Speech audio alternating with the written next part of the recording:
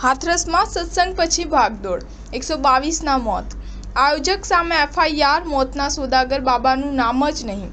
આખી રાત પોસ્ટમોર્ટમ થયું। હાઈકોર્ટમાં પીઆઈએલ સીબીઆઈને તપાસની માંગ કરી છે। ઉત્તર પ્રદેશના હાથરસમાં ભોલે બાબાના સત્સંગ બાદ મચેલી નાસભાગમાં 122 લોકોના મોત થયા છે।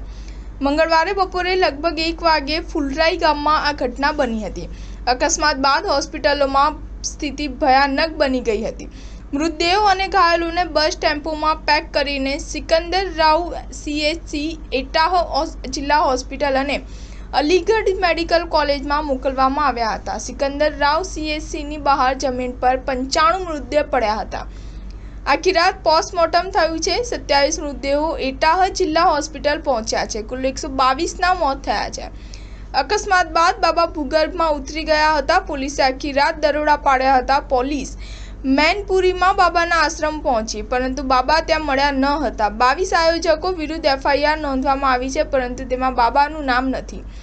સીએમ યોગી મોડી રાત સુધી અધિકારીઓ પાસેથી દુર્ઘટનાના અહેવાલો લેતા રહ્યા છે। આજે સવારે 11 વાગે હાથરસ જિલ્લા હોસ્પિટલ પહોંચશે।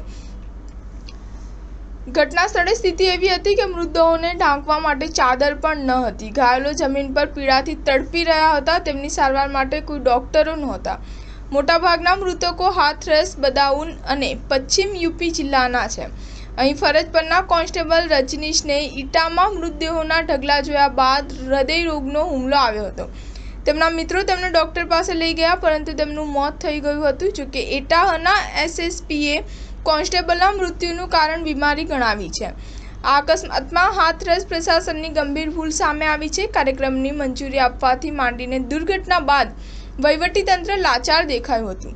સવારે લાખો લોકોની ભીડ સ્થળ પર પહોંચી ગઈ હતી, પરંતુ સત્સંગ સ્થળે કોઈ વરિષ્ઠ અધિકારી હાજર ન હતા। સ્ટાર ન્યૂઝ 7 હંમેશા સચ્ચાઈની સાથે।